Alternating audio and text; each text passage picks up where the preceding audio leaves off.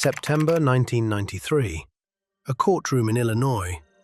A judge has to explain why a murder that everybody knew about still took almost 7 years before anyone was arrested.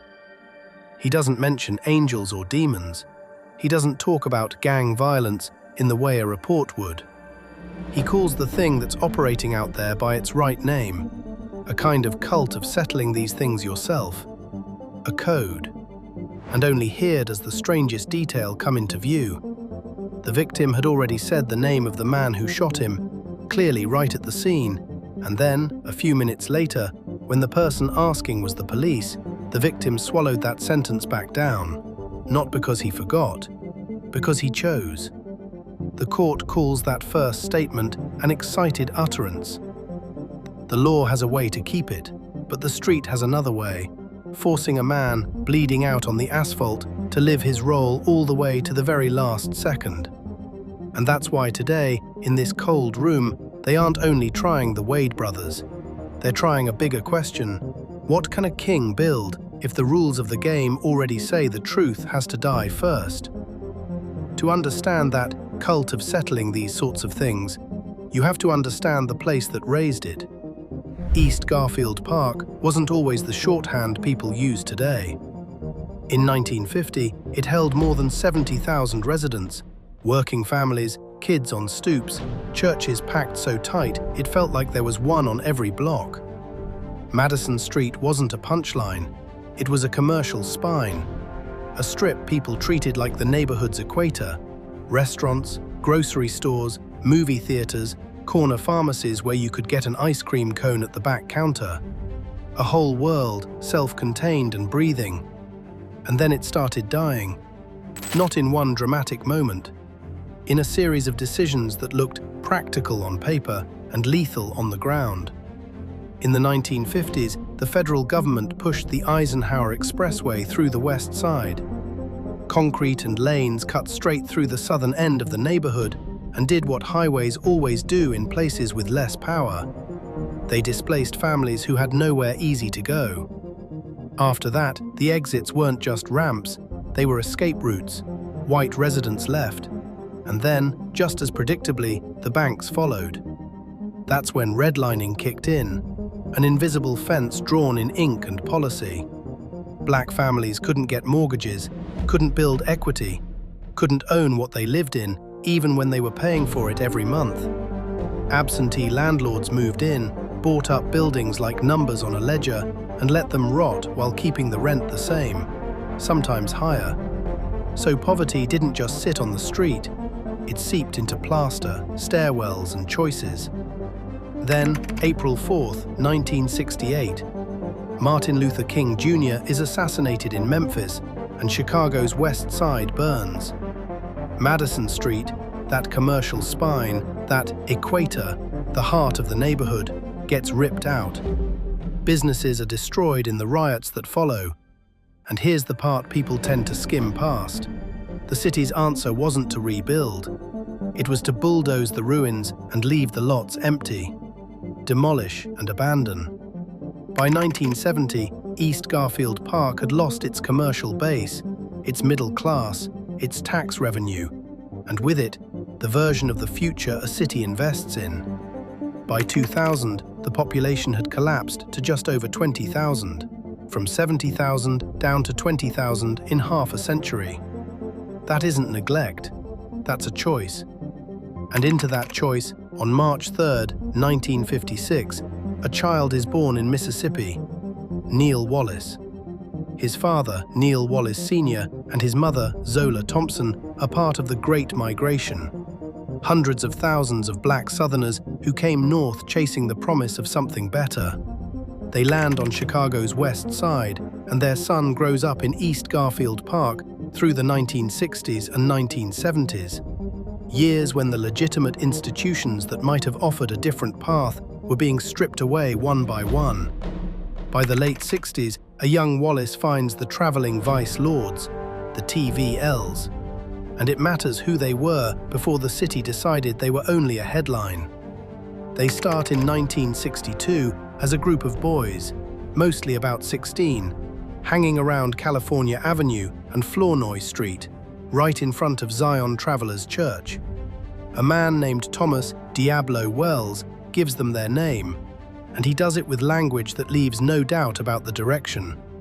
From now on, they were travelers, and they would travel anywhere to stomp somebody into the dirt.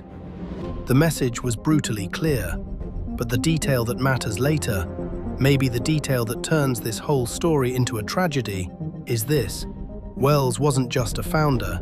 He had been an Albany vice lord before he helped build the Travelers. Keep that name, because 24 years later, it won't be strangers coming for the king. It will be family. By the time Neal Wallace takes that chair in the early 1980s, the traveling vice lords aren't a kids' club anymore. They're one of the major street organizations on Chicago's West Side. Power comes with an expectation. You protect the nation, you hold the territory, you keep the money moving. And under King Neal, all of that is still there. Let's not pretend otherwise. Corners are controlled, people get hurt. Violence exists as a language the organization can speak fluently when it has to. Whatever else you want to call the TVLs, they are still operating outside the law. That's part of the story, and it doesn't get erased because a man does some good on the side. But here's where King Neal becomes hard to file away. Most leaders in that era built one thing: fear. They built an empire you could measure in blocks and bodies. Wallace builds something you can't map so easily. He starts pouring energy into the neighborhood itself, into culture, into kids, into the idea that East Garfield Park could be more than what the city had decided it was going to be. He brings hip-hop into East Garfield Park before most of the West Side has even decided what hip-hop is. Early 80s Chicago isn't a place where the radio is pushing it like a product. A lot of record stores aren't stocking it. The industry isn't sure it'll last. And King Neal leans into it anyway. He opens a record store and a game room, space that isn't just about selling something, but about giving young people a place to be that isn't a corner. Then 1984 comes, and he does something that still feels unreal when you say it out loud. He holds breakdancing competitions in Chicago, on the West Side, in a neighborhood people were already writing off. Picture that for a second. Kids in sneakers and windbreakers, cardboard laid out, bodies spinning while the city outside is tightening the vice.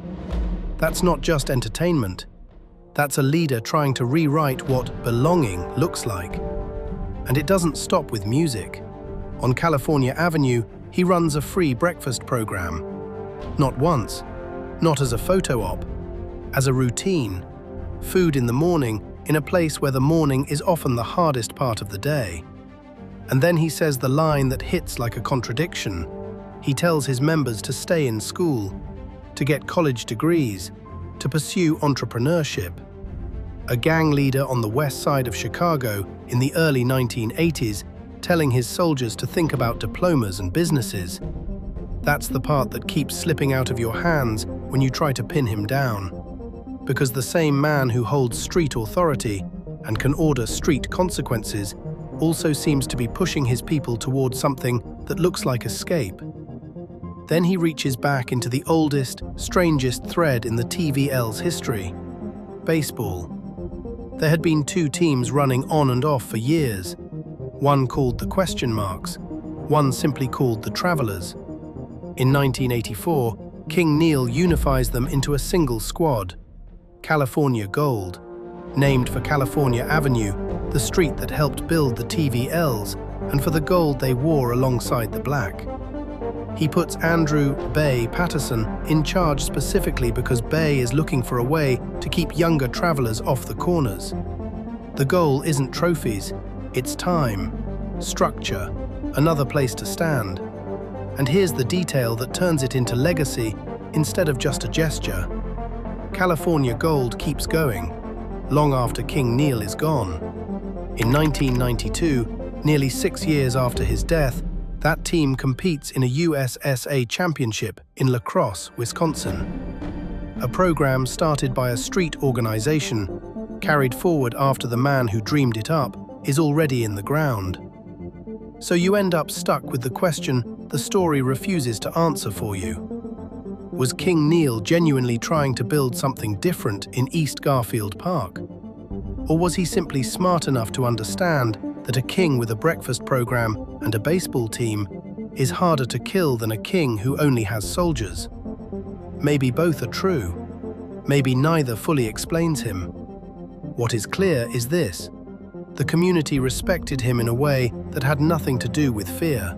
And in that neighborhood, in that era, that might have been the rarest kind of power there was. Then 1986 hits, and it hits the West Side like a freight train. Crack doesn't just change the drug market, it changes the temperature of the street. Suddenly there's money everywhere, fast money, loud money, and with it comes paranoia everywhere. People who used to be partners start looking at each other like liabilities. Old understandings crack under the weight of new cash. The alliances that held because they were useful start breaking because they're profitable to break. That's the backdrop. A neighborhood already stripped down to the studs and now flooded with a product that turns every dispute into a potential funeral. In that atmosphere, the traveling vice lords and the Albany vice lords get into a conflict over bad drug deals, the kind of dispute that, in another world, gets handled behind closed doors with a few hard conversations and some money changing hands. But this isn't another world. Out here, a bad deal is a public insult, a threat to reputation, and a threat to revenue. And threats don't stay theoretical for long. King Neal's chief enforcer is a man named Jetty Williams, known on the street as Bo Diddley. He ends up at the center of the boiling point. Bo Diddley kills an Albany vice lord they called Lucky. At that moment, the conflict stops being tension and becomes a ledger. Blood has been spilled, and Albany wants it paid back. But here's the part that makes this story darker than the usual gang war script. The men who ultimately come for King Neal, the Wade brothers, Aaron and Alvin, aren't moving only for Lucky. Federal court records are specific about what lit the fuse for them. Their motive wasn't abstract. It wasn't just nation versus nation. It was personal. Neal Wallace had ordered the shooting of their brother. That one line flips the whole thing. Because now it isn't simply two organizations colliding in the crack era, it's a consequence coming home. It's a decision made at the top, creating the exact men who will later pull the trigger. This is what people mean when they say the streets have a long memory. And it's what they don't always say out loud.